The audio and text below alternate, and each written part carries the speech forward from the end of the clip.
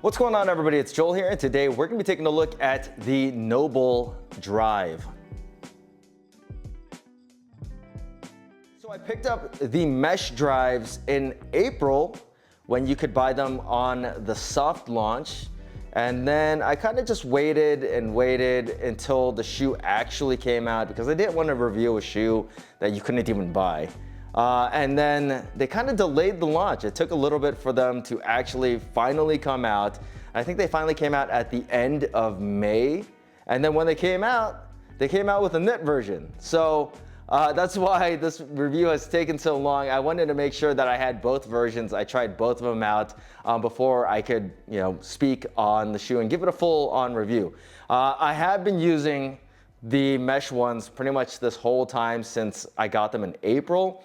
And the knit ones I got, I want to say maybe about a couple weeks ago, but mainly the only difference is the upper, which we'll talk about right now. So let's talk about the construction of the NOBULL drives. So let's start off with the midsole, because that's the same thing between the mesh and the knits. So we have a 100% Pebax midsole on both of the models. It's obviously, as you can tell, very thick, so the stack height on the shoe is very high, but it does have a 4mm drop, so it has a generally flat profile throughout the shoe, which makes it okay for most of your lifting movements. I'm not going to say all of them because obviously we have quite a bit of foam here that's going to get in the way. But you'd be surprised how much you can get away with lifting in these shoes. The overall feel feels very similar to something like the NOBULL Journey, just without the nylon plate. The shoe is generally flexible, and I want to say that even though it looks like there's a ton of foam, and there is a ton of foam, they're generally pretty responsive shoes and never really feel like they are mushy at all. They absorb impact very well, and I think they are just generally comfortable shoes to wear around. Now, taking a look at the outsole of the shoes, we have a high carbon rubber outsole with some holes in it, probably to decrease the weight of the shoe, or minimize the weight of the shoe, because rubber is probably one of the heavier components on the shoe. So you have exposed foam, like openings throughout the shoe, but I don't think that's really going to change the durability of these. The outsole's probably about, I want to say, like 2mm with the lugs, maybe even 3mm with the lugs. So it's a pretty thin piece of rubber, but it seems to be holding up just fine. I haven't really noticed any kind of difference in grip between the gum or just the normal rubber outsole. And the grip has been actually a lot better than you would think, considering the fact that there's really not a ton of lug depth. It tends to stick to the ground pretty well though. The outsole shape is pretty flat contact. There's a tiny bit of lift at the heel, very, very minimal. It's almost not even noticeable. And then at the toe, there's not a ton of toe spring on the shoe either. So unlike the Journey, which has a huge toe spring that wants to rock you into motion, the toe on the drives is very controllable. Obviously there's going to be a slight toe spring, but it's really not that bad. And there hasn't really been any issues with me getting pitched forward during any of my lifts with these shoes on. All right, so now that the soles are out of the way, we can talk about the uppers of the shoes, which are the big difference between the two.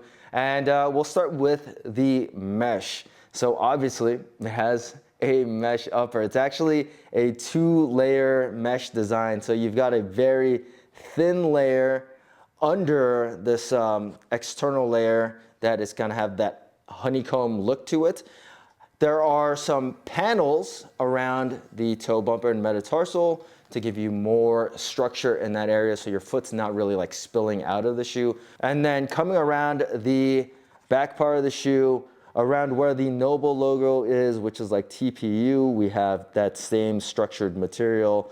And then we've got a pretty thin ankle collar. I actually don't mind that. It's thin, but it doesn't feel like it gets in the way. And also there's no heel slip with this shoe too. So kind of like that about that. The tongue is also very, very thin as well. It's basically just like 2 layers of mesh and then just a little backing. And then it is gusseted, so the tongue stays in place. It kind of has that booty design with these. There is a heel counter back here, and you can feel it. It's not something that you can see, but it is definitely there, and that's there to stabilize your heel. Then you get a nice little pull tab right at the back part of the mesh. Now let's take a look at the knit versions of the shoe, which obviously have a knit. The knit material is basically the same pattern throughout, and then it still has the same structured areas that the mesh has, but the difference between the knit and the mesh is obviously going to be the fact that the knit is very, very stretchy. It's super flexible, hugs your foot a little bit more, but yeah, overall it just kind of has that sock-like feel to it. Around the ankle collar, there's a more structured mesh to hold around your ankle a little bit better. And then there's a little bit of cushioning on the inside around the ankle collar as well. The heel counter does not feel as solid on the knit version as it does on the mesh version, but it's pretty minimal there. And then we also have some inner paneling with the knit version of the shoe so that you can get a better fit while you're lacing these up, because if you just had them laced into the knit material, it would just stretch and do nothing. We have a decent amount of structure with the knit versions, but if you wanted the more structured shoe, it would definitely be the mesh versions because of the difference in stretch. The mesh don't stretch at all past their limits, whereas the knit ones will stretch quite a bit in certain areas of the shoe. Obviously, there's a little bit less stretch in certain areas because you don't want it to be as flexible in those spots. But generally, the knit versions have a more form-fitting feel to them. Now, when it comes to weight, I measured both the knit and the mesh versions in at 9.1 ounces. But my knit versions are a size 10.5 and my mesh versions are size 11. So that tells me that the knit versions are going to be the heavier shoe, though it's probably not by that much. All right, so when it comes to sizing your drives, when the mesh drives launched earlier in the year, it said to go up half a size from your normal training shoe size. And that's the reason why I got these in a size 11. And I thought they fit pretty good. They fit spot on. The toe box is very wide. And generally, I found the fit to be very comfortable. Maybe a little bit loose, but it was very comfortable. So when I picked up the knit models, I decided that I would go with my true to size training shoe size. They actually removed the half a size up guideline and just said, if you're in between sizes, go half a size up. I am typically 10.5 in every other shoe, 11 in this drive, 10.5 in pretty much all of my other NOBULLs. And the 10.5 knit drive is a bit short. It's wearable for sure, definitely wearable because of the knit material and how it stretches. The width is pretty good, though it's a little bit more constricting because of just the nature of the stretch. But I did find that the 10.5 knits ran shorter in length. So I'm gonna say that you're probably going to wanna go a half size up in both of these models, whether it be the knit, whether it be the mesh. I'm gonna say that compared to the majority of your training shoes, it's gonna be a half a size up. If I were to get the knits again, I would definitely go with the size 11 as my toes are at the very front part of the shoes. Like I said, it's not too uncomfortable, but it's a little bit tighter than I like to wear my shoes. All right, so when it comes to running and flexibility, you can really do no wrong with either of these shoes. I think if you're somebody picking a shoe to run in, just pure running, then you're probably gonna wanna go with the knit versions just because they hug your foot a little bit better. It's a more, I guess, comfortable upper, but for the majority of my movements that require some kind of structure, I prefer the mesh versions. I still think that they flex just fine. There's no hot spots throughout the upper. There's obviously less hot spots in the knit version because of the elasticity in the upper, but I think that the mesh versions do just fine in terms of like flexibility and just like comfort overall. Obviously we have the Pebax foam, which does a really nice job in impact reduction. They feel like running shoes that are just a little bit flatter, so it's no wonder that they are comfortable to wear for longer runs. When we're looking at doing training movements as well, I think the Pebax foam holds up just fine.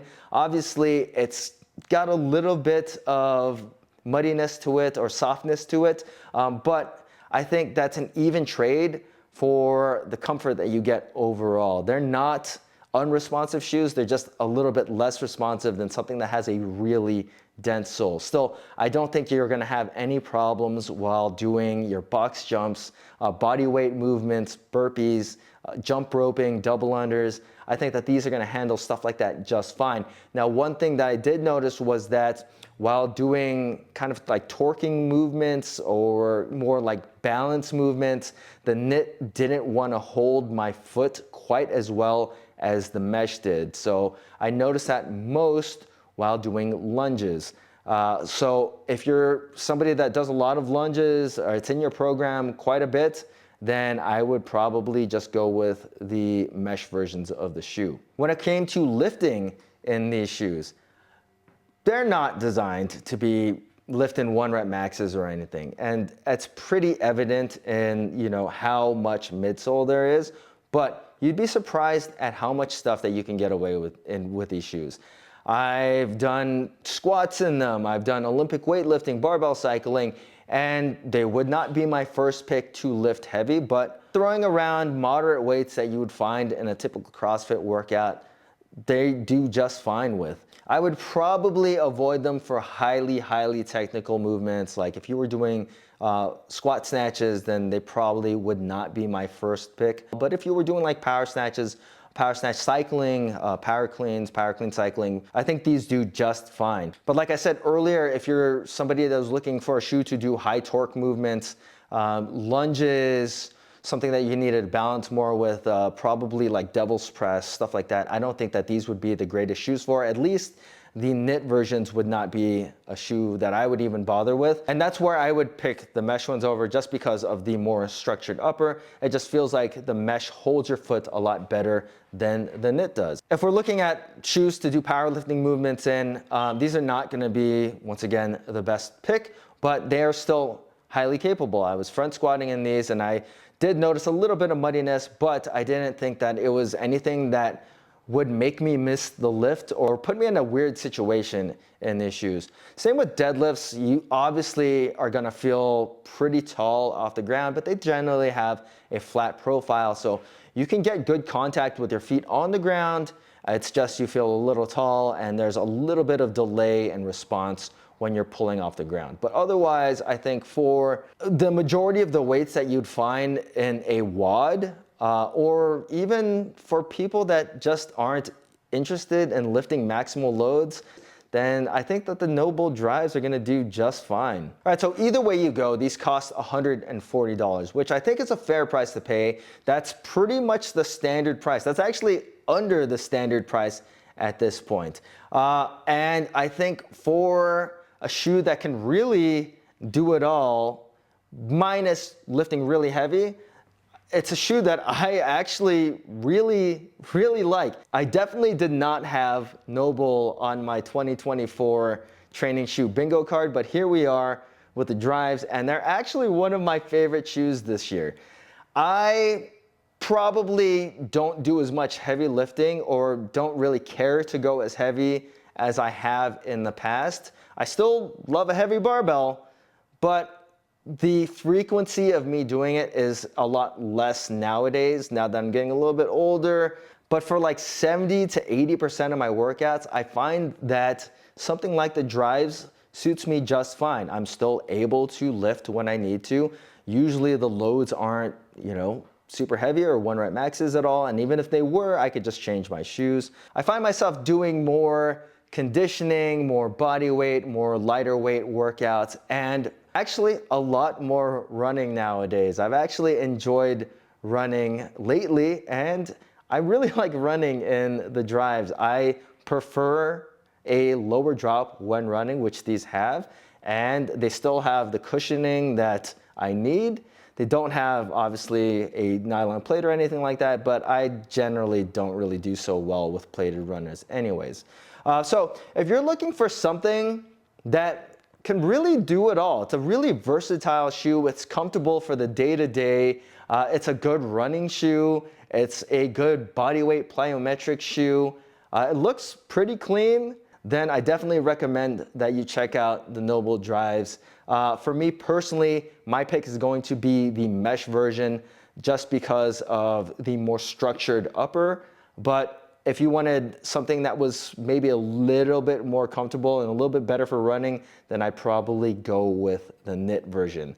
Either way, you can't go wrong. So if you have any questions about the NOBULL drive, feel free to leave them in the comment section. And as always, guys, please hit that like button, subscribe, and thanks for watching.